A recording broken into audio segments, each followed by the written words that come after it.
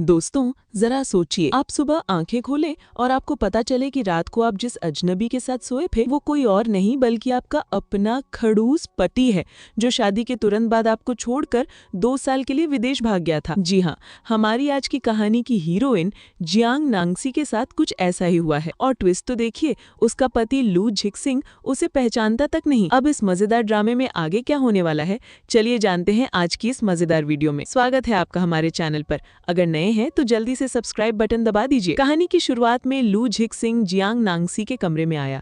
उसने अपना कोट उतारा और जियांग नांगसी को कमर से लपेटते हुए टेबल पर बैठा दिया। उसके बालों को पीछे करते हुए वो उसे चूमने लगा।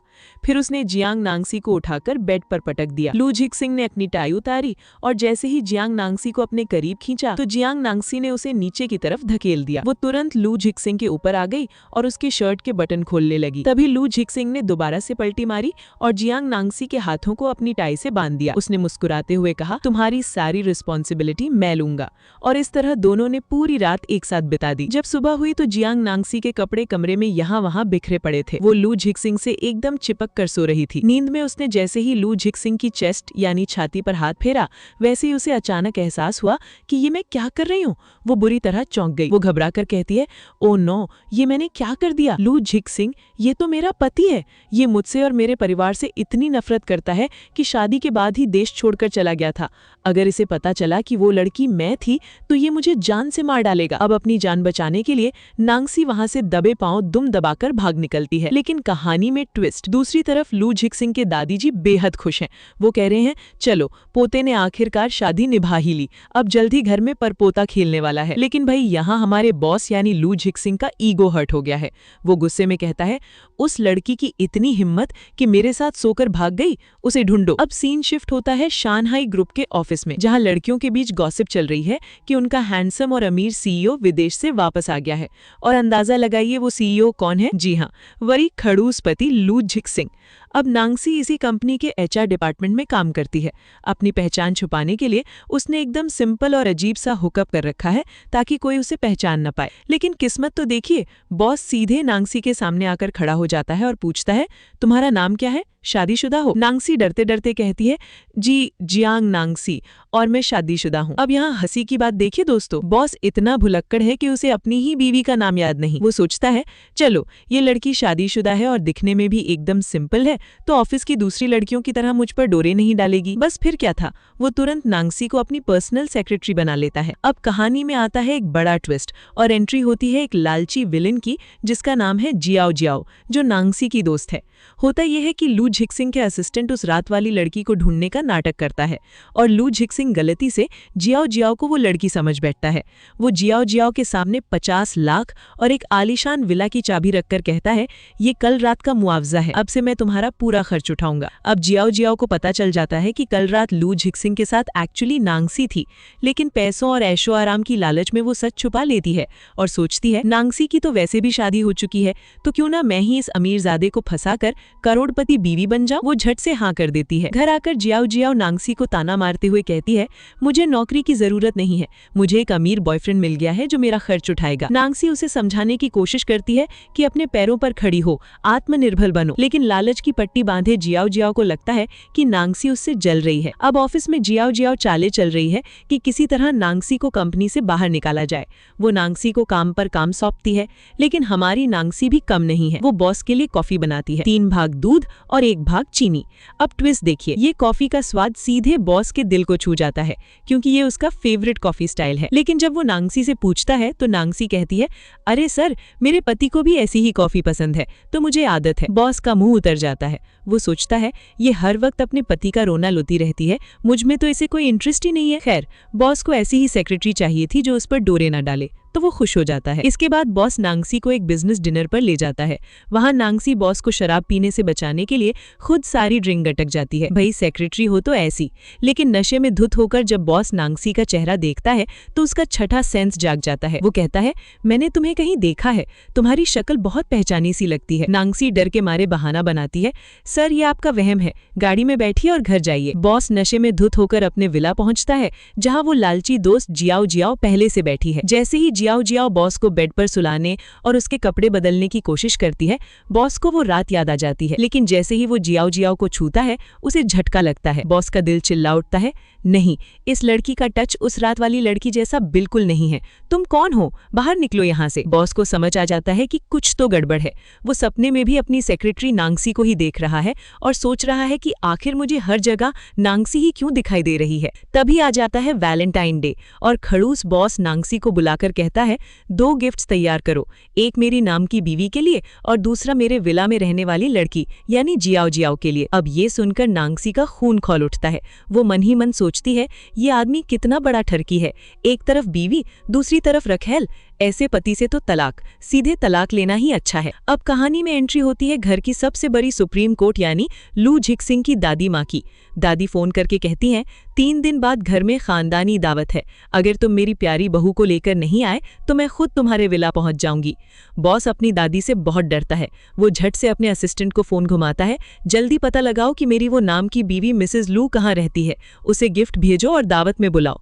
लेकिन भाई किस्मत का खेल देखिए। असिस्टेंट कहता है, सर आपकी बीवी का पता लगाने से पहले आपकी पर्सनल सेक्रेटरी नांगसी वैलेंटाइन डे की छुट्टी मान के जल्दी घर चली गई हैं। बॉस भड़क जाता है, क्या? वो मेरी पर्सनल सेक्रेटरी है, उसे 24 घंटे ऑन ड्यूटी रहना चाहिए।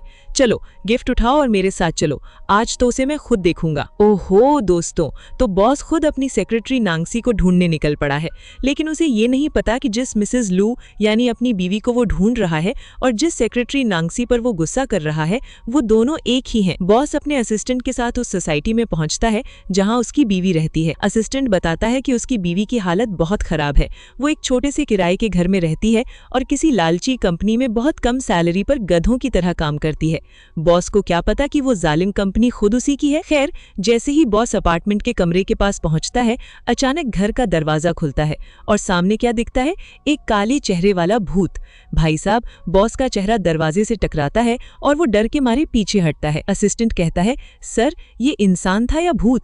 इसका चेहरा तो एकदम ब्लैक था, जैसे साक्षात महाभारत के भीम या घटोत्कच आ गए हों। असल में हमारी नांगसी चेहरे पर ब्लैक चाकोल फेस मास्क लगाकर घूम रही थी। जब उसे पता चलता है कि बाहर उसका बॉस और पति खड़ा है, तो वो जल्दी से मुंह धोकर आती है और कहती है, सॉरी मैं फेस मास्क लगा रही थी, क्या काम है? बॉस नांगसी के घर के अंदर आता है जो एकदम फैला हुआ और कबाड़ खाना लग रहा है। बॉस कहता है, मेरी दादी ने तुम्हें आज रात खानदानी दावत में बुलाया है, चलो हमारे साथ। तभी बॉस की नजर टेबल पर रखे एक कार्ड पर पड़ती है। नांगसी उसे झपट लेती है। बॉस पूछता है, ये क्या है? अब यहाँ सुनिए नांगसी का करारा जवाब। वो कहती है, ये साधारण आईडी कार्ड नहीं है, ये इस देश के जालिम, लालची और खड़ूस बॉस के अत्याचार का प्रतीक है, जो कम सैलरी देता है, रोज ओवरटाइम कराता है और अकेले इंसान से 4 लोगों का काम लेता है। वो बॉस इंसान नहीं, जानवर है। इसलिए मैं इस आईडी कार्ड पर पैर रखकर खड़ी होती हूँ ताकि बॉस के चेहरे को कुचल सकूं। बॉस मन ही मन सोचता है, अरे भाई, ये तो सीधे मेरे ही बारे में बात कर रही है। लेकिन वो चुपचाप वहां से बाहर निकल जाता है और कहता है, ठीक है, जल्दी तैयार होकर नीचे आओ, हम गाड़ी में इंतजार कर रहे हैं। अब नांगसी मुसीबत में है। वो सोचती है, अगर मैं असली चेहरे के साथ दावत में गई तो ये खड़ूस बॉस पहचान जाएगा कि मैं ही उसकी सेक्रेटरी हूँ। तो वो एक गजब का आइडिया लगाती है। गाड़ी के पास जैसे ही नांगसी पहुंचती है, बॉस और उसका असिस्टेंट दंग रह जाते हैं। नांगसी ने अजीब सा चश्मा, स्कार्फ और पूरा चेहरा ढक रखा है। बॉस उसे ऊपर से नीचे तक देखता है और कहता है, मैडम, आपका ये हुलिया देखकर ऐसा लग रहा है जैसे आप अभी अभी अफ्रीका में कोयले की खदान से कोयला खोद कर आ रही हैं। तो नांगसी बहाना मारती है, अरे सर, वो क्या है ना, मैंने अभी अभी प्लास्टिक सर्जरी कराई है। डॉक्टर ने कहा है कि चेहरे पर धूप और हवा बिल्कुल नहीं लगनी चाहिए। चलिए चलिए, देर हो रही है ना। और वो झट से गाड़ी में बैठ जाती है। जैसे ही ये दोनों घर पहुंचते हैं, रिश्तेदारों के ताने शुरू हो जाते हैं। चाची और ताई जी फुसफुसाने लगती हैं, भाई 100 करोड़ की बहू है, नखरे तो दिखाएगी ही। शादी को 2 साल हो गए, कभी अपनी सास से मिलने तक नहीं आई। लेकिन तभी हमारी प्यारी दादी माँ बीच में आती हैं और कहती हैं, चुप रहो सब, जियांग परिवार ने मेरे पति की जान बचाई थी। तुम्हारी नजरों में पैसों की कीमत जान से बढ़कर है क्या? दादी माँ प्यार से नानकसी को अपने पास बिठाती हैं और पूछती हैं, अरे श्याओक्सी, तुमने ये मास्क क्यों लगा रखा है? क्या तुम्हें ठंड लग गई है? अब नानकसी बहाना बनाती है, नहीं दादी माँ, वो जिक्शिंग विदेश से वापस आए हैं ना, तो उन्हें इम्प्रेस करने के लिए मैंने थोड़ा फेशियल और कॉस्मेटिक ट्रीटमेंट कराया है। अब विलेन चाची को मौका मिल जाता है। वो ताना मारती हैं, ओहो, कहीं तुम्हारी प्लास्टिक सर्जरी फेल तो नहीं हो गई? चेहरा इतना बदसूरत हो गया है क्या कि बड़ों के सामने भी मास्क नहीं उतार रही हो? कितनी बदतमीज है। दादी माँ भी परेशान होकर कहती है, श्याओक्सी बेटा, मास्क उतारो, मुझे चिंता हो रही है। अब नानकसी के पास कोई रास्ता नहीं बचता।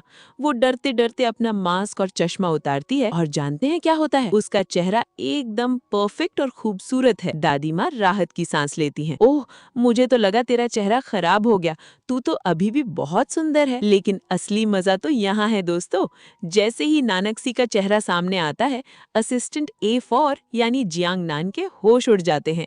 वो मन ही मन चिल्लाता है, ओ भाई मारो मुझे, ये मिसेस लू यानी बॉस की बीवी तो हूबहू हमारी ऑफिस की सेक्रेटरी जियांग नान यक्सी जैसी दिखती है। अरे हाँ, ये तो वही है। लेकिन कहानी का सबसे बड़ा ट्विस्ट तो अब आता है। असिस्टेंट को अचानक याद आता है कि बॉस लू जिक्शिंग को फेस ब्लाइंडनेस यानी प्रोसोपोग्नोसिया की बीमारी है। यानी वो लोगों के चेहरे नहीं पहचान पाता, सिर्फ उनके कपड़ों और बालों के स्टाइल से पहचानता है। असिस्टेंट सोचता है, शिट, मैंने अभी अभी बॉस की दुखती रग पर हाथ रख दिया। अगर मैंने कुछ बोला तो बॉस मुझे सीधे अफ्रीका की कोयला खदान में काम करने भेज देगा। तभी घर के बड़े बॉस से पूछते हैं, जिक्शिंग, तुमने जियांग परिवार के साथ बिजनेस क्यों तोड़ा? क्या तुम तलाक लेने की सोच रहे हो? ये सुनते ही दादी माँ तुरंत अपने दिल पर हाथ रख लेती हैं। ओह मेरा दिल, अगर तुमने इस बेचारी लड़की को तलाक दिया तो मैं जी नहीं पाऊंगी। अपनी दादी के इस फिल्मी ड्रामे से डरकर बॉस तुरंत हाथ जोड़ लेता है। नहीं दादी माँ, मैं तलाक नहीं दे रहा, वो तो बस बिजनेस की स्ट्रैटेजी थी। मैं वादा करता हूँ तलाक नहीं दूंगा। दादी माँ तुरंत खुश हो जाती हैं और कहती हैं, चलो वादा किया तो निभाना पड़ेगा। आज रात तुम दोनों यहीं मेरे पास रुकोगे, कोई बहाना नहीं चलेगा। नानकसी सोचती है ये खड़ूस तो मना कर देगा, लेकिन बॉस कहता है ठीक है दादी माँ, जैसा आप कहें। नानकसी शॉक हो जाती है कि इस खड़ूस ने आज कौन सी गलत दवा खा ली है। ओहो भाई साहब, तो अब हमारी सेक्रेटरी कम बीवी नानकसी और उसके फेस ब्लाइंड बॉस को एक ही कमरे में रात बितानी पड़ेगी। रात को सोने से पहले दादी माँ दोनों के लिए खास ताकत का सूप भेजती हैं और कहती हैं, जल्दी पियो ताकि मुझे जल्दी से परपोता मिल सके। अब सूप पीते ही खेल शुरू। अचानक बॉस जिक्शिंग का शरीर तपने लगता है, उसे बहुत तेज गर्मी लगने लगती है। हाँ दोस्तों, दादी माँ ने सूप में रोमांस का तड़का यानी जड़ी बूटी मिला दी थी। अब जिक्शिंग अजीब हरकतें करने लगता है और नानकसी को अपनी बाहों में जकड़ लेता है। नानकसी चिल्लाती है, तुम पागल हो गए हो क्या? छोड़ो मुझे। लेकिन भाई मानना पड़ेगा, हमारा बॉस एकदम संस्कारी निकला। वो खुद पर काबू पाने के लिए नानकसी को सीधे ठंडे पानी भरे बाथटब में फेंक देता है। सुबह जब नशा उतरता है तो दोनों में बहस होती है। बॉस एटीट्यूड में कहता है, मुझ पर डोरे डालने की कोशिश मत करना, मैं तुम्हें कभी नहीं छूऊंगा। नानकसी कहती है, अरे मुझे भी कोई शौक नहीं है, तुम तो महा खड़ूस हो, अगर बस चले तो मैं कल ही तुम्हें कोर्ट ले जाकर तलाक दे दूंगी। अब दादी का दिल ना टूटे इसलिए दोनों एक डील करते हैं। बॉस कहता है, ठीक है, हम 6 महीने का टाइम लेते हैं, जब दादी को यकीन हो जाएगा कि हमारे बीच कोई फीलिंग्स नहीं है तब तलाक ले लेंगे, लेकिन तब तक तुम्हें दुनिया के सामने शरीफ बीवी बनकर रहना होगा। और हाँ, कहीं बाहर कोई अफेयर मत चला लेना। नानकसी ताना मारती है, यही बात आप अपने लिए भी याद रखिएगा मिस्टर बॉस। तभी अचानक बॉस के पास ऑफिस से फोन आता है कि प्रोजेक्ट में गड़बड़ हो गई है और पूरी सेक्रेटरी टीम को ओवरटाइम करना पड़ेगा। बॉस तुरंत कमरे में ही अपनी सेक्रेटरी यानी अपनी बीवी नानकसी को फोन लगाता है। अचानक कमरे में नानकसी का दूसरा फोन बज उठता है। बॉस चौंक कर देखता है। नानकसी झट से बात पलटती है, अरे वो तो मैंने डिस्काउंट कूपन लूटने के लिए अलार्म लगाया था, आप जाइए ना, आपको तो ऑफिस जाना था। बाल बाल बची हमारी नानकसी, उसने चालाकी से 2 फोन रखे हुए थे और एक को म्यूट कर दिया था। नानकसी सुपर फास्ट स्पीड से कपड़े बदलकर सीधे ऑफिस पहुंचती है, लेकिन जैसे ही वो बॉस के केबिन में जाती है, बॉस की तेज नाक उसकी खुशबू पहचान लेती है। वो कहता है, ये परफ्यूम, ये तो हूबहू मेरी बीवी के परफ्यूम जैसी खुशबू है। नानकसी बहाना बनाती है, सर वो रूम फ्रेशनर की खुशबू आ गई होगी। तभी बॉस की नजर नानकसी के जूतों पर पड़ती है। जल्दबाजी में नानकसी घर वाले ही जूते पहनकर आ गई थी। बॉस पूछता है, ये जूते कहाँ से खरीदे? नानकसी एकदम रोतू सा चेहरा बनाकर कहती है, सर ये तो फर्स्ट कॉपी है, असली वाले तो मेरी 1 महीने की सैलरी के बराबर है। मेरा पति बहुत कंजूस है सर, हमारी शादी में हम अपना अपना खर्चा खुद उठाते हैं, यानी AA मैरिज। मेरी पूरी सैलरी घर के राशन और होम लोन की EMI में चली जाती है, वो मुझे एक ढेला नहीं देता। अब यहाँ आता है सबसे बड़ा फनी मोमेंट। अपनी बीवी की ये दुख भरी दास्तान सुनकर बॉस को खुद पर ही गुस्सा आ जाता है, क्योंकि उसे पता ही नहीं है कि वो पति खुद वही है। बॉस भड़क कर कहता है, थू है ऐसे मर्द पर, कितना लालची, महाकंजूस और गैर जिम्मेदार पति है तुम्हारा, अपनी इतनी प्यारी बीवी को नकली जूते पहनाता है। नानकसी मन ही मन हंसते हंसते लोटपोट हो रही होती है। बॉस आगे कहता है, इस महीने तुम्हारा ओवरटाइम का पैसा डबल, और ये लो मेरा ब्लैक कार्ड, जाओ और अपने लिए सबसे महंगे और असली ब्रांडेड जूते खरीदो। मेरी सेक्रेटरी ऐसे सस्ते जूते नहीं पहनेगी। नानकसी खुश होकर कार्ड ले लेती है और सोचती है, भाई साहब, जब इस खड़ूस को पता चलेगा कि जिस कंजूस पति को ये गाली दे रहा है वो कोई और नहीं बल्कि ये खुद है, तब इसका चेहरा देखने लायक होगा। ऑफिस में जहाँ एक बदतमीज कलीग नानकसी को परेशान कर रहा है और उसे कचरा और बदसूरत चुड़ैल कह रहा है, लेकिन तभी वहाँ एंट्री होती है हमारे एंग्री यंग मैन यानी बॉस लू जिक्शिंग की। बॉस गुस्से में दहाड़ता है, तुम्हारी हिम्मत कैसे हुई मेरी सेक्रेटरी को परेशान करने की, इसे तुरंत पुलिस के हवाले करो, और याद रहे आज के बाद पूरे यांग सिटी की कोई भी कंपनी इस लड़के को नौकरी नहीं देगी। बॉस नानकसी से प्यार से कहता है, ऑफिस में तुम्हें कोई परेशान करे तो मुझे बताओ, मैं अपने लोगों पर आंच नहीं आने देता। जाओ आज हाफ डे की छुट्टी लो और आराम करो। नानकसी तो एकदम पिघल ही जाती है कि खड़ूस बॉस इतना केयरिंग कब से हो गया, लेकिन दूसरी तरफ वो लालची दोस्त जाओ जाओ अभी भी शांत नहीं बैठी है। वो उसी नौकरी से निकाले गए लड़के से हाथ मिला लेती है ताकि नानकसी को रास्ते से हटा सके। रात को काम खत्म होने के बाद बॉस नानकसी को घर छोड़ने की जिद करता है क्योंकि बहुत रात हो चुकी है। नानकसी डर जाती है कि बॉस अगर घर तक गया तो उसकी पोल खुल जाएगी। वो कहती है, नहीं सर, मैंने टैक्सी बुला ली है, लेकिन बॉस नहीं मानता। तभी अचानक वहाँ एंट्री होती है एक हैंडसम लड़के की। वो नानकसी को गले लगा लेता है और कहता है, आई मिस्ड यू नानकसी। असल में ये लड़का कोई और नहीं बल्कि नानकसी का सच्चा दोस्त है जो विदेश से वापस आया है। लेकिन बॉस लू जिक्शिंग उसे नानकसी का वही कंजूस पति समझ बैठता है। अब बॉस का पारा 7वें आसमान पर चढ़ जाता है। वो उस दोस्त को ऊपर से नीचे तक देखता है और सुनाना शुरू करता है, तुम कैसे पति हो, तुम्हारी बीवी इतनी रात तक काम कर रही है और तुम उसे लेने तक नहीं आए। ना तो तुम उसे इमोशनल सपोर्ट दे सकते हो, ना ही पैसा। तुम सिर्फ एक नंबर के नल्ले और दिखावटी लड़के हो। तुम्हारी बीवी की पसंद कितनी घटिया है। अब वो दोस्त भी कम नहीं था। वो बॉस को पलट कर जवाब देता है, तुम बड़े आए बॉस, जालिम कैपिटलिस्ट, वर्कर्स का खून चूसते हो, इतनी रात तक एक लड़की से काम करवाते हो, तुम्हें उसकी सुरक्षा की कोई चिंता नहीं है। नानकसी बीच में आकर अपने दोस्त को खींचती है और बॉस से कहती है, सॉरी सर, इसके दिमाग में थोड़ा केमिकल लोचा है, आप घर जाइए। घर पहुंचकर नानकसी अपने दोस्त को समझाती है कि भाई, जिससे तू लड़ रहा था वही मेरा असली पति और बॉस है, लेकिन उसे फेस ब्लाइंडनेस है, इसलिए वो मुझे पहचानता नहीं, किसी को बताना मत। दोनों हंसते हुए हॉटपॉट खाने बैठ जाते हैं। दूसरी तरफ हमारा बॉस लू जिक्शिंग टेंशन में अपने दोस्तों के साथ शराब पीने बैठ जाता है।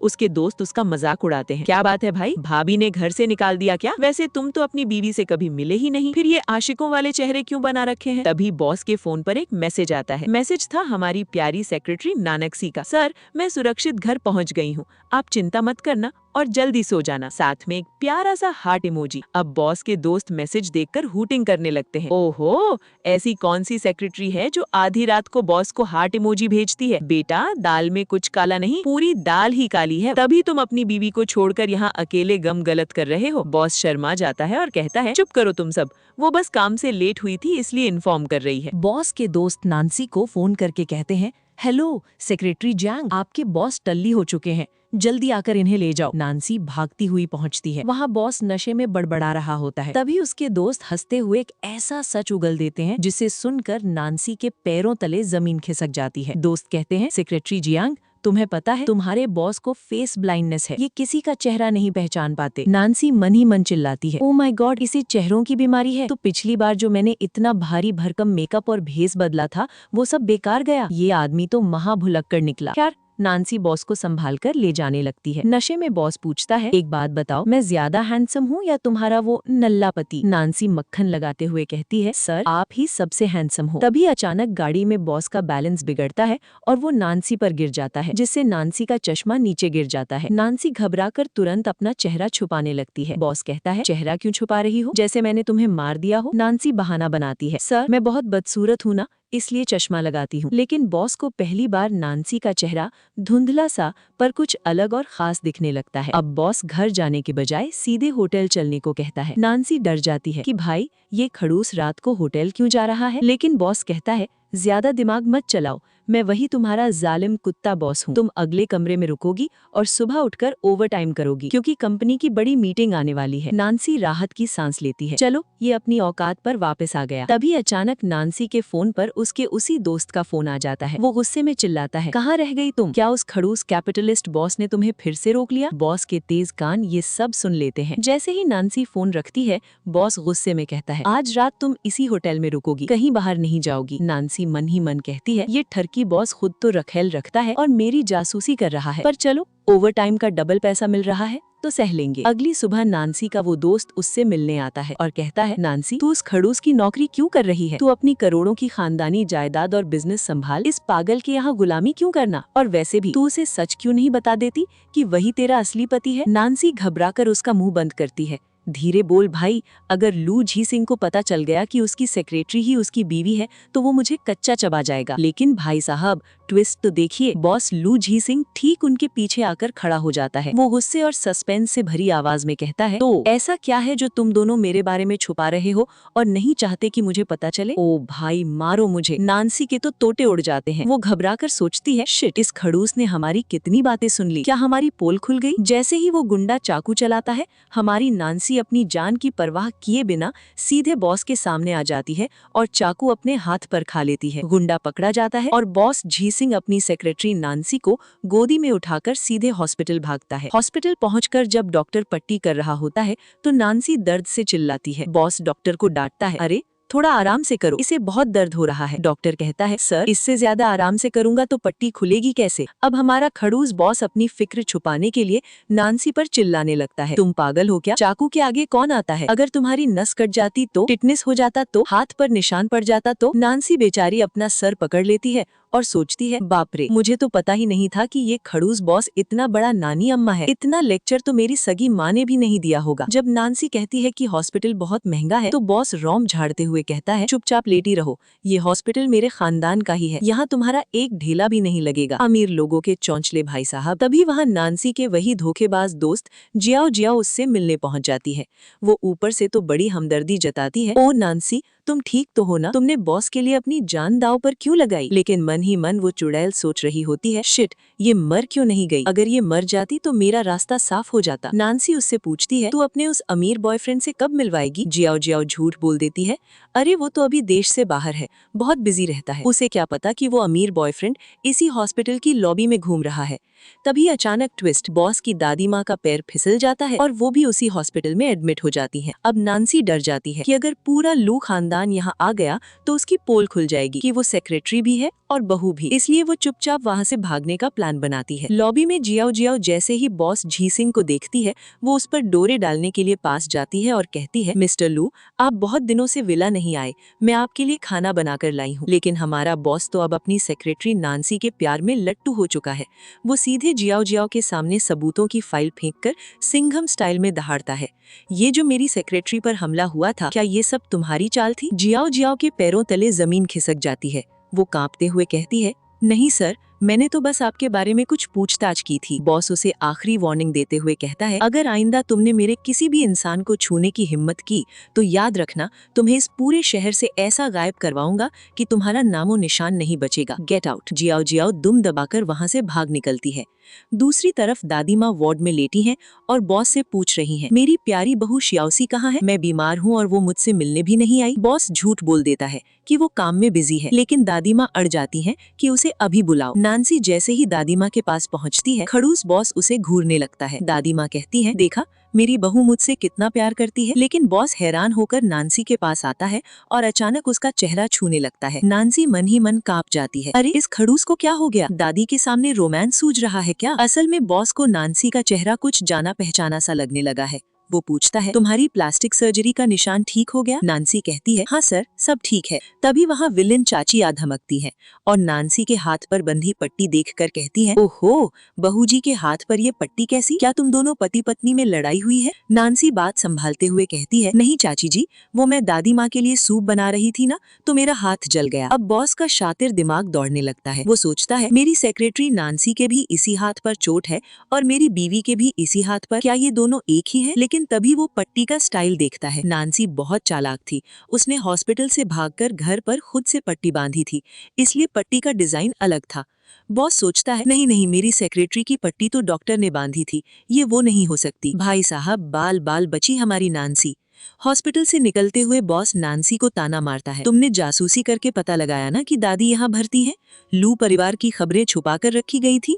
नांसी गुस्से में कहती है, मुझे भगवान ने सपने में आकर बताया था, समझे? और वो गाड़ी में बैठकर चली जाती है। नांसी सोचती है, ये खड़ूस बॉस अपनी सेक्रेटरी से तो कितने प्यार से बात करता है और अपनी सगी बीवी पर चिल्लाता है, इसे तो अपनी कंपनी से ही शादी कर लेनी चाहिए। अगले दिन नांसी अपनी सेक्रेटरी वाली ड्यूटी पर वापस आती है। बॉस उसे बिना बताए हॉस्पिटल से भागने के लिए डांटता है, लेकिन फिर प्यार से कहता है, अपनी चोट का ख्याल रखना, टाइम पर पट्टी बदलना। नांसी मन ही मन हंसती है, क्या बात है मिस्टर बॉस, बीवी के लिए कड़वाहट और सेक्रेटरी के लिए इतना प्यार। बॉस को अचानक अपने कमरे में अपनी शादी का मैरिज सर्टिफिकेट ढूंढना होता है, लेकिन वो उसे नहीं मिलता। वो अपने असिस्टेंट से पूछता है, सुनो, मेरी बीवी का पूरा नाम क्या है? असिस्टेंट कहता है, सर, आपकी बीवी का नाम है जियांग नांसी। बॉस के होश उड़ जाते हैं। वो चिल्लाता है, क्या मेरी सेक्रेटरी का नाम भी जियांग नांसी है और मेरी बीवी का नाम भी? क्या दुनिया में ऐसा इत्तेफाक हो सकता है? तभी बॉस अपने डॉक्टर के पास जाता है। डॉक्टर उसकी आंखों की जांच करता है और एक बहुत बड़ी खुशखबरी देता है। डॉक्टर कहता है, मिस्टर लू, आपकी फेस ब्लाइंडनेस यानी चेहरा न पहचान पाने की बीमारी धीरे धीरे ठीक हो रही है। लेकिन एक अजीब बात है, आप पूरी दुनिया में सिर्फ एक ही लड़की का चेहरा एकदम साफ साफ देख पा रहे हैं। बॉस पूछता है, ऐसा क्यों? डॉक्टर मुस्कुराकर कहता है, सर, जिसे विज्ञान नहीं समझा सकता उसे मोहब्बत कहते हैं। आपको उस लड़की से सच्चा प्यार हो गया है, इसीलिए आपका दिमाग सिर्फ उसका चेहरा पहचान रहा है, और वो लड़की कोई और नहीं बल्कि हमारी प्यारी नांसी है। बॉस अपनी मोहब्बत का सच जानकर दंग रह जाता है। नांसी कंपनी के खातों का महा घोटाला पकड़ लेती है, लेकिन रात दिन जागने की वजह से अचानक उसके पेट में तेज दर्द होता है। बॉस जिक्शिंग अपनी लव इंटरेस्ट यानी सेक्रेटरी को दर्द में देखकर घबरा जाता है और डांटते हुए कहता है, तुम अपनी जान की दुश्मन क्यों बनी हो? अगर अगली बार अपनी सेहत के साथ खिलवाड़ किया तो तुम्हारा बोनस काट लूंगा। भाई, ये डांट है या प्यार? लेकिन भाई साहब, ट्विस्ट तो तब आता है जब नांसी को एहसास होता है कि उसका पीरियड 2 हफ्ते लेट है। वो चुपके से डॉक्टर के पास जाती है और डॉक्टर उसे बधाई देते हुए कहता है, कंग्रेचुलेशंस मैडम, आप प्रेग्नेंट है। नांसी के पैरों तले जमीन खिसक जाती है। वो सोचती है, ये बच्चा तो लू जिक्शिंग का है, लेकिन मैं उसे नहीं बता सकती।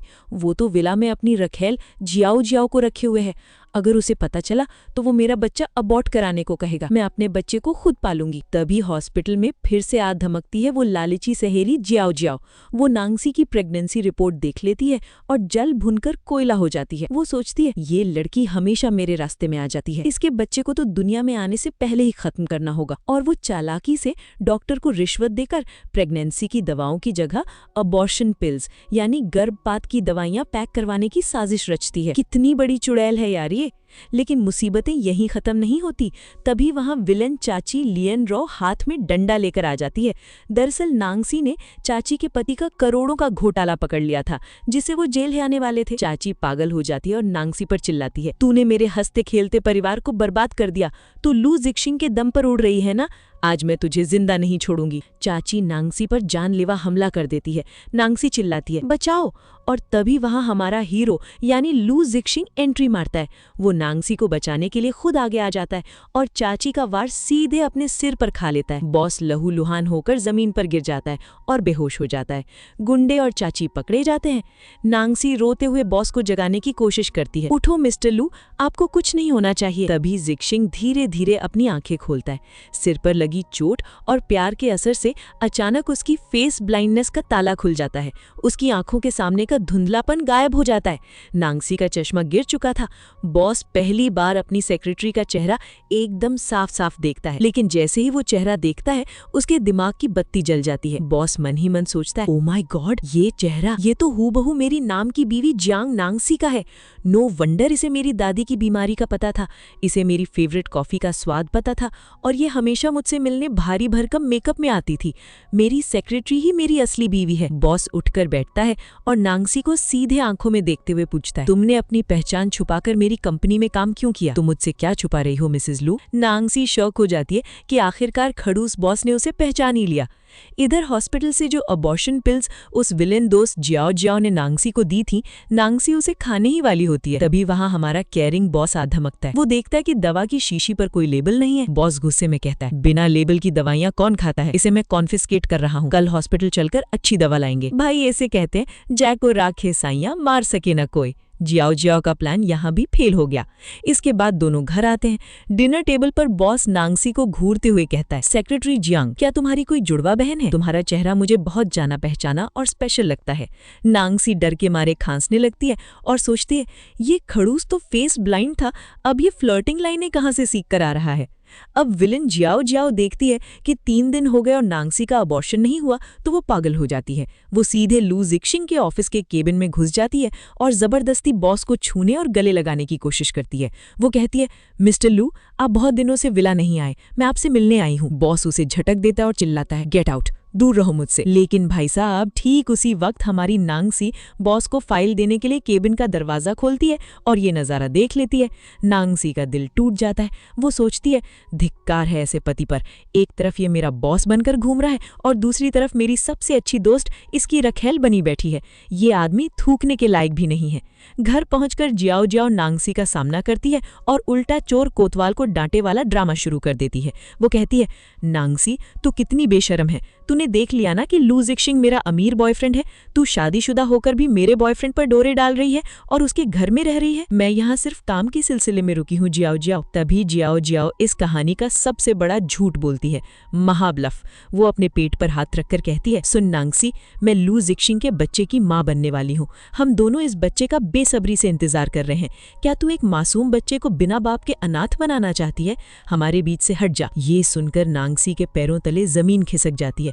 वो सोचती है, ये भगवान कैसा मजाक है। मेरे पेट में भी लू जिक्शिंग का बच्चा है और मेरी बेस्ट फ्रेंड के पेट में भी। लू जिक्शिंग, तुम इतने गिरे हुए इंसान निकले। नांगसी सदमे में आ जाती है और उसका पैर फिसल जाता है। उसका सिर दीवार से टकराता है और वो बेहोश होकर गिर जाती है। जियाओ जियाओ वहां से भाग जाती है। तभी बॉस जिक्शिंग अपनी बीवी के पीछे पीछे वहां पहुंचता है और नांगसी को खून से लथपथ देखकर घबरा जाता है। नांगसी, आंखें खोलो। वो उसे हॉस्पिटल ले जाने लगता है, लेकिन बेहोशी में भी नांगसी चिल्लाती है, नहीं, मुझे हॉस्पिटल नहीं जाना, क्योंकि उसे डर है कि हॉस्पिटल जाते ही उसकी खुद की प्रेगनेंसी का सच बॉस को पता चल जाएगा। बॉस प्यार से उसका घाव साफ करता है और पट्टी बांधता है। बॉस लू जिक्शिंग जो जियाओ जियाओ को दीवार से लगा देता है और पूछता है, सच सच बता, तूने नांगसी से क्या कहा और उस रात होटल के कमरे में क्या सच में तू थी? जियाओ जियाओ अपनी रईसी बचाने के लिए सफेद झूठ बोल देती है, हाँ मिस्टर लू, वो मैं ही थी। लेकिन हमारा बॉस तो महाशातिर है। वो कहता है, अच्छा बेटा रुक, मैं अभी उस होटल की सीसीटीवी फुटेज निकलवाता हूँ और याद रखना, अगर तूने मुझसे झूठ बोला ना तो तेरी जिंदगी को नर्क बना दूंगा। जियाओ जियाओ के तो तोते उड़ जाते हैं। हालांकि चालाकी से वो फुटेज गायब करवा देती है, लेकिन बॉस अपने असिस्टेंट से कहता है, फुटेज छोड़ो, सीधे पता लगाओ कि उन दिनों ये लड़की कहाँ कहाँ घूम रही थी। इसके साथ ही बॉस जियाओ जियाओ को धमकी देता है, आइंदा नांगसी के आसपास भी मत दिखना, वरना मेरा असली रूप देखोगी। इधर हमारी बेचारी नांगसी अपने पापा के घर पहुंचती है। सिर पर पट्टी और हाथों को बर्फ जैसा ठंडा देखकर उसके पापा चौंक जाते हैं। नांगसी रोते हुए कहती है, पापा, लू जिक्शिंग हमारे साथ बिजनेस डील साइन नहीं करेगा। लेकिन उसके लालची पापा उल्टा नांगसी पर चिल्लाने लगते हैं, हमने सारा पैसा लगा दिया है, लू जिक्शिंग में क्या खराबी है? उसका खानदान इतना बड़ा है, मैं तो तेरी भलाई के लिए कह रहा हूँ। नांगसी टूट जाती है और कहती है, पापा, उसे मुझसे कोई एम्पैथी या फीलिंग्स नहीं है, क्या आप मुझे फिर से बेचना चाहते हैं? तभी वहां एंट्री होती है नांगसी के बचपन के सच्चे दोस्त जुआयू की। वो नांगसी की ये हालत देखकर गुस्से से पागल हो जाता है। नांगसी, ये तेरा क्या हाल हो गया है? क्या उस खड़ूस लू जिक्शिंग ने तुझे मारा है? मैं अभी जाकर उसकी हड्डी पसली एक करता हूँ। नांगसी उसे रोकती है। जुआयू उसे संभालता है और सेफ रखने के लिए अपने पर्सनल होटल ले जाता है। लेकिन भाई साहब, हमारा बॉस जिक्शिंग तो जीपीएस से नांगसी का फोन ट्रैक करके सीधे जुआयू के होटल के कमरे का दरवाजा खटखटा देता है। जैसे ही दरवाजा खुलता है, बॉस कड़क आवाज में पूछता है, नांगसी कहाँ है? जुआयू कहता है, वो मेरे साथ है, तुझे क्या? बस फिर क्या था, दोनों रईसजादे आपस में भिड़ जाते हैं, कॉलर पकड़ लेते हैं और भाई साहब दे दनादन मुक्के के चलने ही वाले होते हैं कि नांगसी बीच में आ जाती है। बॉस जिक्शिंग नांगसी का हाथ पकड़कर कहता है, चलो मेरे साथ वापस घर चलो। लेकिन इस बार नांगसी का सब्र टूट चुका था। वो बॉस का हाथ झटकती है और गुस्से में कहती है, मैं तुम्हारे साथ कहीं नहीं जाऊंगी, मेरा तुमसे कोई लेना देना नहीं है। बॉस रौब झाड़ते हुए कहता है, भूल मत जियांग नांगसी, मैं तुम्हारा बॉस हूं। नांगसी सीधे उसके मुंह पर मारती है डायलॉग, बॉस हो ना तो सुनिए मिस्टर लू जिक्शिंग, मैं अभी के अभी अपनी नौकरी से रिजाइन करती हूँ, भाड़ में गई तुम्हारी नौकरी। बॉस दंग रह जाता है और गुस्से में वहां से पैर पटकते हुए चला जाता है। बॉस के जाते ही नांगसी चक्कर खाकर गिरने लगती है। जुओयू उसे पकड़ता है और कहता है, चल मैं तुझे हॉस्पिटल लेकर चलता हूँ। तब नांगसी रोते हुए जुओयू को इस कहानी का सबसे बड़ा सच बताती है, नहीं जुओयू, मैं हॉस्पिटल नहीं जा सकती क्योंकि मैं प्रेग्नेंट हूँ और ये बच्चा लू जिक्शिंग का है, पर मैं उसे कभी नहीं बताऊंगी। जुओयू अपना सिर पकड़ लेता है और कहता है, भाई साहब तुम दोनों पति पत्नी का ड्रामा तो किसी सस्पेंस नॉवल से भी खतरनाक है। अगले दिन ऑफिस में बॉस के टेबल पर बेकार कॉफी आती है क्योंकि हमारी सेक्रेटरी नांगसी तो ऑफिस आई ही नहीं थी। अब बॉस तड़प रहा है अपनी बीवी और सेक्रेटरी के लिए। नैन्सी ऑफिस तो आ जाती है पर बॉस से नाराज रहती है। बॉस उसे समझाता है, देखो मेरा जियाओ जियाओ से कोई अफेयर नहीं है, उसने अतीत में मेरी जान बचाई थी, इसलिए मैं बस उसका एहसान चुका रहा था। तभी नैन्सी के दिमाग की बत्ती जलती है कि जियाओ जियाओ ने उससे झूठ बोला था कि वो प्रेग्नेंट है और बॉस की गर्लफ्रेंड है। तभी वॉकवे पर जियाओ जियाओ फिर से नैन्सी को अकेला देखकर उस पर चिल्लाने लगती है, तू अभी भी मेरे बॉयफ्रेंड को रिझा रही है। इस बार नैन्सी करारा जवाब देती है, झूठ बोलना बंद कर चुड़ैल, तूने कोई जान नहीं बचाई, तू बस उस एहसान का फायदा उठा रही है और तेरी प्रेगनेंसी भी फेक है। पकड़ी जाने के डर से जियाओ जियाओ पागल हो जाती है और नैन्सी को सीधे नीचे धक्का दे देती है। नैन्सी चिल्लाती है, बचाओ, और ऐन मौके पर हमारा सिंघम बॉस जिक्शिंग उसे हवा में लपक लेता है। नैन्सी तो बच जाती है, लेकिन जियाओ जियाओ को देखकर बॉस का गुस्सा 7वें आसमान पर पहुंच जाता है। वो तुरंत पुलिस को फोन लगाता है और कहता है, इस लड़की ने जानबूझकर मर्डर की कोशिश की है, इसे ऐसी सजा दो कि ये जिंदा रहने पर भी पछताए। बाय बाय जियाओ जियाओ, तुम्हारा खेल खत्म। विलेन का पत्ता कटने के बाद ऑफिस का माहौल एकदम बदल जाता है। ऑफिस के लोग गॉसिप कर रहे हैं, यार तुमने नोटिस किया, हमारे खड़ूस वर्कaholic बॉस आजकल कुछ ज्यादा ही खुश और शांत रहते हैं। दूसरी तरफ हमारी नैन्सी पैंट्री में कॉफी बना रही होती है तो बॉस पीछे आकर खड़ा हो जाता है और मजे लेते हुए कहता है, सेक्रेटरी जियांग, तुम कॉफी की बीन्स लेने क्या सीधे कोलंबिया चली गई थी? 10 मिनट से सिर्फ कॉफी ही बन रही है। नैन्सी झेंप जाती है। तभी बॉस की दादी माँ का फोन आता है, जिक्सिंग, कल रात को अपनी बीवी श्याउसी को लेकर घर पर डिनर के लिए आ जाना। बॉस मुस्कुराकर कहता है, जी दादी माँ, बिल्कुल आएंगे। अब बॉस को तो पूरा सच पता चल चुका है कि उसकी सेक्रेटरी ही उसकी बीवी है, लेकिन वो नैन्सी के मजे लेने के लिए एक गजब का जाल बुनता है। बॉस नैन्सी के पास आता है और बड़ी मासूमियत से पूछता है, सेक्रेटरी जियांग, मुझे आज शाम को अपनी बीवी से मिलना है, जरा सलाह दो ना कि उसे क्या गिफ्ट दूं, उसे क्या पसंद है। नैन्सी मन ही मन चिढ़ जाती है और सोचती है, मुझे क्या पता तुम्हारी बीवी को क्या पसंद है। अच्छा बेटा, तुम अपनी बीवी यानी मुझसे ही पूछ रहे हो ना, रुको, आज तो मैं इस खड़ूस कैपिटलिस्ट का बैंक अकाउंट खाली करवा दूंगी। नैन्सी मुस्कुराकर कहती है, सर, लड़कियों को तो महंगी ज्वेलरी, डायमंड्स और ब्रांडेड बैग्स पसंद होते हैं, आप सबसे महंगा वाला सेट खरीद लीजिए, आपकी बीवी बहुत खुश हो जाएगी। बॉस मन ही मन हंसता है और सोचता है, वाह, मेरी बीवी को पैसे खर्च करवाना खूब आता है, चलो अपनी बीवी के लिए तो मैं पूरी दुनिया खरीद लूं। वो तुरंत कहता है, ठीक है, डन, जो तुम कहोगी वही गिफ्ट खरीदूंगा। नैन्सी को लगता है कि उसने बॉस को चूना लगा दिया, पर उसे क्या पता कि वो गिफ्ट घूम फिरकर उसी के पास आने वाला है, दादी माँ के घर पर डिनर। नैन्सी का चेहरा पीला देखकर दादी माँ बॉस को डांटती है। बॉस तुरंत शरीफ बच्चा बनकर कहता है, दादी माँ, मेरी गलती है, अब से मैं अपनी बीवी का पूरा ख्याल रखूंगा। नैन्सी मन ही मन सोचती है, इसे आज कौन सी गलत दवा मिल गई है भाई। तभी बॉस उसे एक संतरा छील कर देता है जो इतना खट्टा होता है कि नैन्सी का मुंह बन जाता है। वो चुपके से आधा संतरा बॉस को ही खिला देती है। बॉस मुस्कुराकर सोचता है, अच्छा, मुझसे बदला लिया जा रहा है।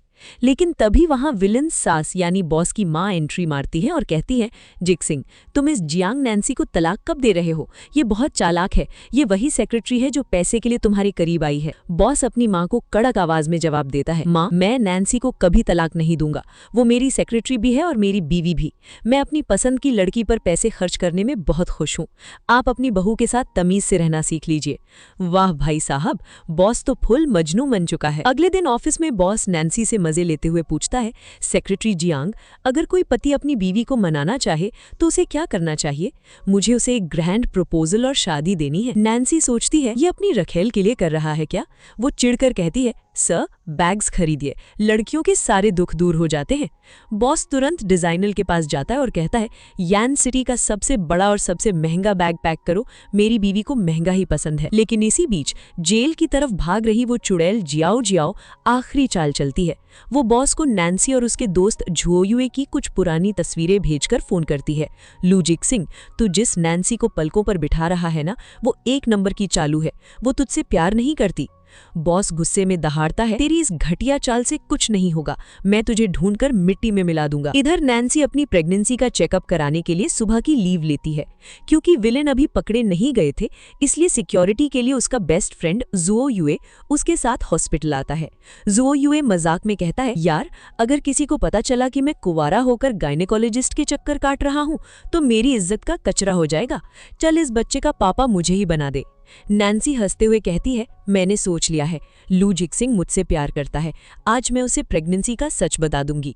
लेकिन तभी विलन जियाओ जियाओ की तस्वीरों के जाल में फंसकर बॉस जिक्सिंग गुस्से में सीधा हॉस्पिटल के उसी वार्ड में धमक पड़ता है। वो नैन्सी को झुओयुए के साथ देखकर आग बबूला हो जाता है और चिल्लाता है, तो तुम प्रेग्नेंट हो और इसीलिए तुमने सुबह लीव ली थी। नैन्सी कहती है, जिक्सिंग, मैं तुम्हें यही बताने वाली थी, लेकिन गुस्सा इंसान की अक्ल घास चढ़ने भेज देता है। बॉस चिल्ला पड़ता है, क्या बताने वाली थी? कि तुम इस मर्द के साथ घूम रही हो और तुम्हारे पेट में इसका बच्चा है? जियांग नैन्सी, मैंने तो तुम्हें कभी हाथ तक नहीं लगाया, तुम ये बच्चा मेरे सर मरने आई हो। ओ भाई, मारो मुझे। बॉस की ये बात सुनकर नैन्सी का दिल कांच की तरह टूट जाता है।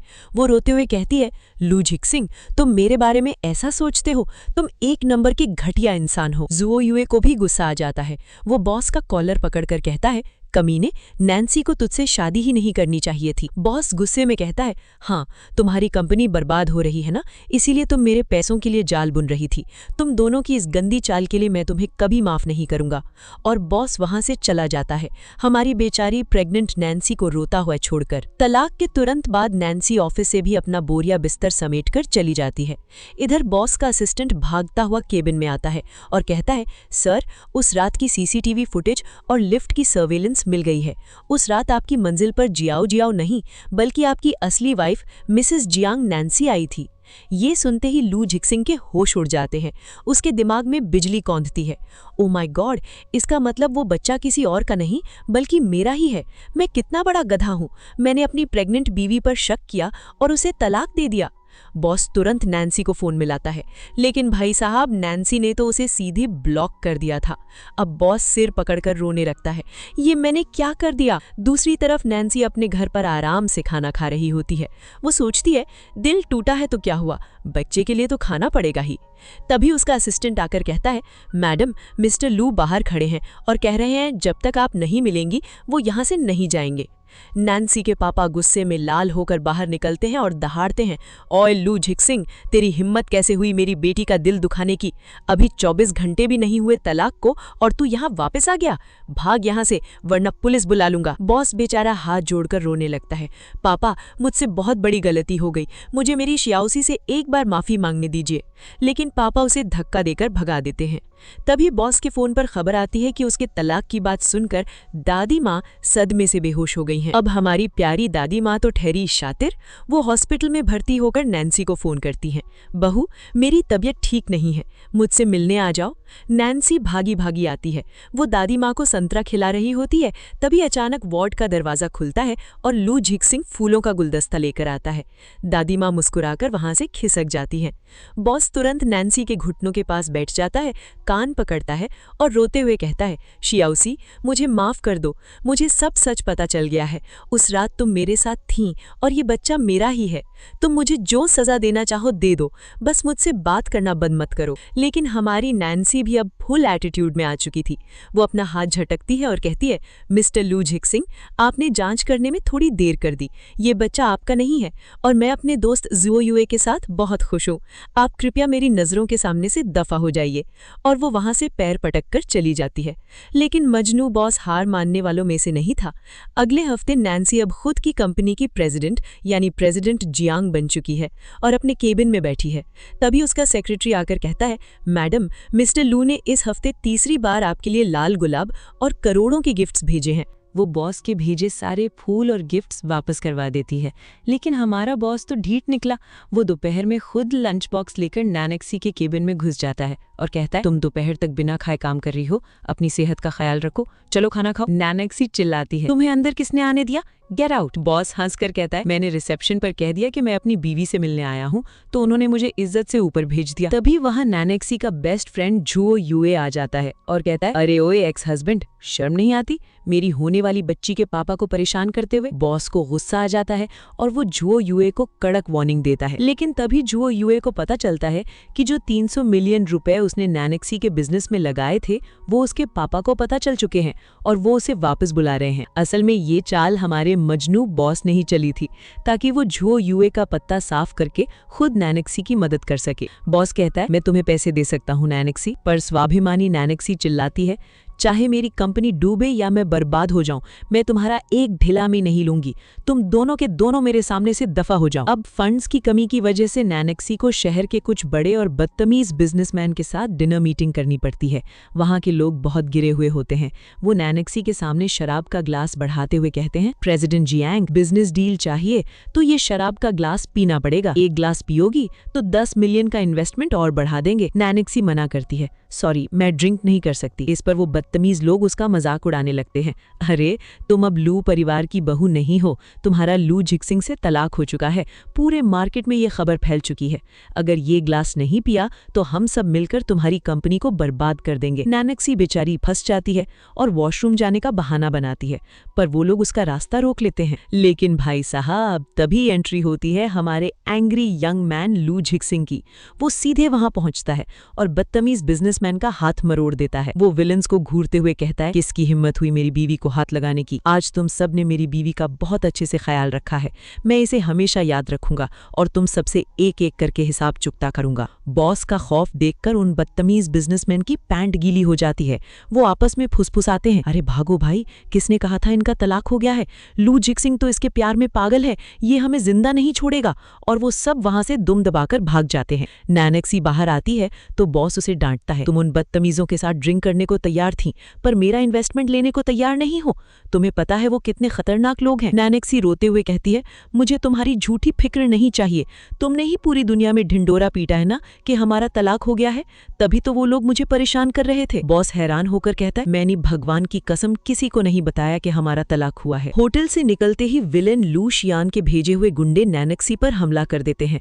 वो चिल्लाती है, बचाओ, और ऐन मौके पर हमारा बॉस झिक्सिंग ढाल बनकर सामने आ जाता है। वो गुंडों से लड़ता है लेकिन इस आपाधापी में घबराहट और तनाव की वजह से नैनेक्सी के पेट में भयंकर दर्द होने लगता है। वो रोते हुए कहती है, झिक्सिंग मेरा पेट दुख रहा है। बॉस बिना वक्त गंवाए उसे गोद में उठाता है और सीधे हॉस्पिटल भागता है। हॉस्पिटल में डॉक्टर बाहर आकर राहत की सांस लेते हैं और कहते हैं, चिंता की कोई बात नहीं है, माँ और बच्चा दोनों बिल्कुल सुरक्षित हैं। तभी वहां नैनेक्सी के पापा धमकते हैं। वो बॉस को देखते ही भड़क जाते हैं और कहते हैं, लू झिक्सिंग, मेरी बेटी की जिंदगी में जब से तुम आए हो सिर्फ मुसीबतें आई हैं, निकलो यहाँ से, हमारी बेटी तुम्हारी शक्ल भी नहीं देखना चाहती। बॉस बेचारा हाथ जोड़कर रोते हुए अपनी गलती मानता है, पर पापा उसे धक्के मारकर वार्ड से बाहर निकाल देते हैं। नैनेक्सी को जब होश आता है तो वो पूछती है, पापा लू झिक्सिंग कहाँ है? पापा गुस्से में कहते हैं, वो बाहर आंगन में खड़ा है, नाटक कर रहा है, थक जाएगा तो खुद चला जाएगा। लेकिन भाई साहब बाहर तो पूरी रात मूसलाधार बारिश होती रहती है। सुबह जब नैनेक्सी खिड़की से बाहर देखती है तो लू झिक्सिंग वहीं बारिश में भीगते भीगते बेहोश होकर जमीन पर गिर पड़ता है।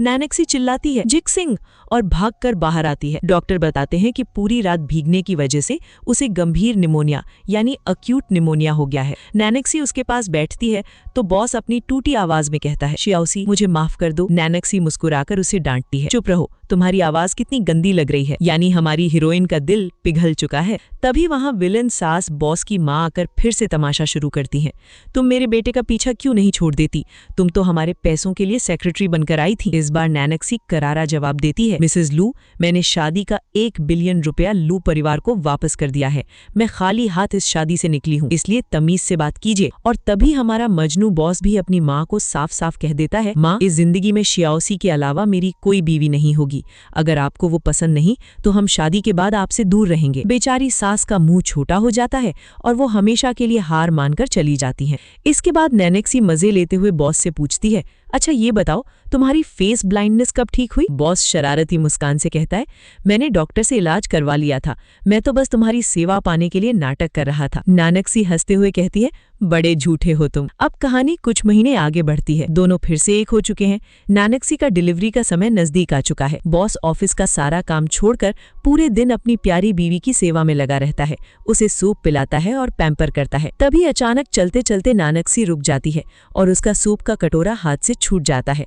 वो दर्द से कराहते हुए कहती है, झिक सिंह, मुझे लगता है लेबर पेन शुरू हो गया है, बच्चा आने वाला है। बॉस तो बुरी तरह घबरा जाता है। क्या बच्चा? रिलैक्स शियाओसी, डरो मत, चलो चलो तुरंत हॉस्पिटल चलते हैं। और बॉस उसे संभालते हुए हॉस्पिटल की तरफ भागता है। और इसी खूबसूरत मोड़ पर दोनों की नफरत, गलतफहमी और बेइंतहा प्यार वाली ये मजेदार कहानी एक बेहद प्यारी और हैप्पी एंडिंग के साथ खत्म हो जाती है। तो मेरे प्यारे दोस्तों, आखिरकार हमारे खड़ूस बॉस और प्यारी सेक्रेटरी की लव स्टोरी का सफर पूरा हुआ। दोनों को उनका सच्चा प्यार और अपना बच्चा मिल गया। आपको ये पूरी सीरीज कैसी लगी? क्या आप ऐसी ही और मजेदार, ड्रामेटिक और रोमांटिक कहानियों के एक्सप्लेनेशन वीडियोस देखना चाहते हैं? कमेंट सेक्शन में अपनी राय जरूर दें। अगर आपको हमारी मेहनत पसंद आई हो तो इस वीडियो को एक बड़ा सा लाइक दें, अपने दोस्तों के साथ शेयर करें और हमारे चैनल को सब्सक्राइब करके बेल आइकन दबाना बिल्कुल मत भूलना। मिलते हैं बहुत जल्द एक नई धमाकेदार और मसालेदार कहानी के साथ। तब तक के लिए हंसते रहिए, मुस्कुराते रहिए। Bye bye, take care.